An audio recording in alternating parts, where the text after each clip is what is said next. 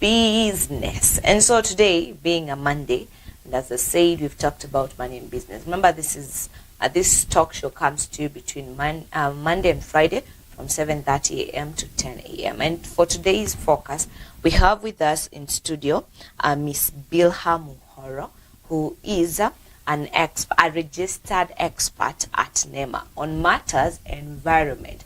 And so maybe, people are always saying hakuna kazi, maybe you're a graduate, umesoma mambo na umeenda hadi ukasoma mambo na environmental science, because I know there's a bachelor's in environmental science. Then unasema unajua mtoto wako ama kazi na nephew, someone in your family amesomea such things. And so you're wondering, okay, huyu mtu atasaidika aje? What will happen to this person?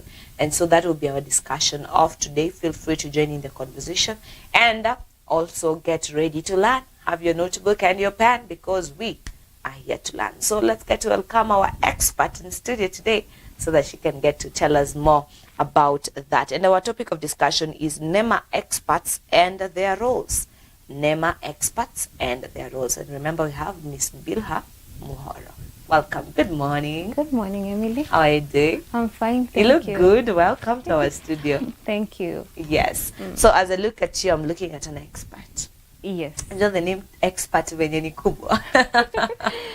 Iko na uzito sana, but you're glad. And so when someone gets to hear about a NEMA expert, mtu nini nafaa kukuja into their minds?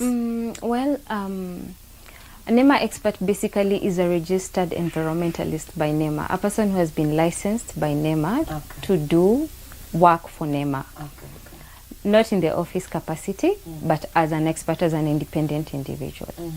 Yes. And NEMA in general, mtu anaweza sasa hizo ni gani umetuleta? What is NEMA sasa? Well, NEMA is National Environmental Management Authority. It is an authority, part of government. What would I say? It's an authority in government that is mandated to deal with the environmental issues. Well, I know watu wengi wamejua NEMA kwa sababu ya makaratasi, the plastic ban issues, yes. And then maybe unasikianga NEMA anabomwa nyumba or something of that sort.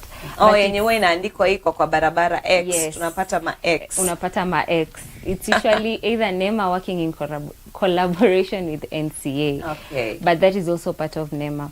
But it is such a broad body because it is divided into different sections and it has different people in different sections. For example, the plastic department is not the same as the construction department. The construction department is not the same as the department that reviews EIA, the reports that are written. There is also an audit, there is wastewater department, there is solid waste, is it takataka, kuna department pia kama hiyo kwa NEMA. So it's just a general body that deals with issues environment.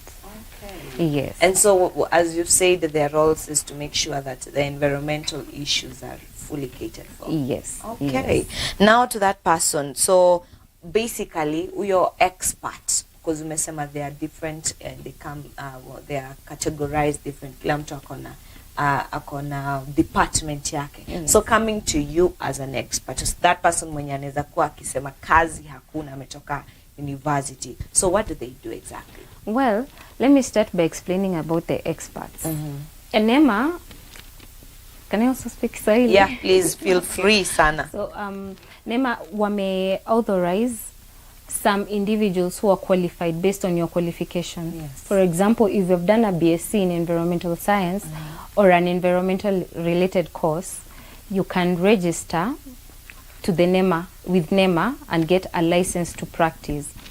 Basically what you need, una need knowledge on environmental impact assessments and environmental audits. Hiyo ndio primary. Because the moment you understand environmental impact assessments and environmental audits, then you are able to cover the larger scope of the NEMA work. Acha ni breakdown. Nimesema environmental impact assessment. I know some people don't even understand what that is. So, for example, when you want to build, wakati unataka kujenga gorofa yako, na unataka kujenga gorofa 4, ukianza kutafuta permits, unatafuta designs, of course una have kuwa na designs, una have kuwa na barua za kanjo, and then there is also NEMA. So NEMA come to assess. Once we go to a place to assess that environment, whether that building fits in, whether that building will affect the ecosystem of that place. For example, maybe there's a river and you have not provided a place for wastes. Ama wastewater, maji yako chafu utapeleka wapi? Kama ni rentals, watu wako watapeleka wapi maji ya kuflush toilet and all that. So we come to assess vitu kama hizo kwa ground. That is what is called an impact assessment. That you have a project you're putting in place. What are the impacts that that project is going to cause? Another thing, for example, quarries. Quarries pia lazima zikuwe subjected to impact assessments because watatualete mawe ama mchanga. And the moment they have removed that soil or stone, there is something that is left. There are holes, there are ditches zenye zitaachwa. So we come to assess whether you doing that work will affect the surrounding community and how can you mitigate that you can get an income from what you're doing and also not conserve the environment, make sure that it is sustainable, can be used for another thing. That is the scope of the impact assessment. And then there's audit. Environmental audit is done for projects that are already existing. For example, a quarry imekuwa ikioperate for the past 2 years. It got a license, it got an impact assessment license, but it's still operational. NEMA is authorized to come in and assess, basically audit the impacts that that quarry has on the surrounding community or on the environment. When I'm talking about the surrounding community, people are also part of the environment. Ukweli? So we have the physical and the biological environment. We assess both. So for the audit, you come, you check whether the activities that are doing are in compliance with the NEMA requirements or, general regulations za country. Una assess kama ziko in compliance. And then pia unaangalia the surrounding community if they have any issues with regard to the project. Venye inaendelea to your auditing. If they have issues they can raise with you as an expert. You raise the issues with the person who is doing the work, the client. We call him the proponent. And then if they can be addressed, they are addressed. If it's something big, then it's taken to the next level. Yes. So those are the two things that are involved, very crucial. Yes. Okay. And now coming to, because for me, if I want to build a house, definitely I'll need to source for you. Yes. So how can a person know a genuine person from someone who is not genuine? And I would like that you will talk to us that after the break. But now we know about NEMA experts. So that's a whole career by itself. Yes. So you're ni kazi. Ni kazi. Once you are registered, you can go private or you can work under someone. Okay. You have a choice. You have a choice. Yes. So vijana wale ambao maybe they're saying, oh man, hakuna kazi huko nje. There are so many opportunities for you. I know a few people who've done environmental, is it environmental science? Yes, environmental science.